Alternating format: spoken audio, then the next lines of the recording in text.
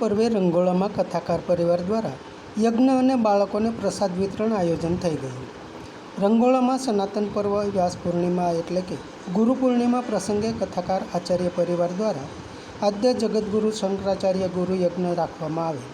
કથાકાર પરિવાર શ્રી પ્રફુલ્લચંદ્ર આચાર્ય, શ્રી વિશ્વાસભાઈ આચાર્ય, શ્રી વૈશાલીબાળા આચાર્ય દ્વારા આ પર્વે આ યજ્ઞ સાથે ગામના ગરીબ અને છેવાડા પરિવાર માટે બુંદી અને ગાંઠિયા પ્રસાદ વિતરણ કરવામાં આવેલ.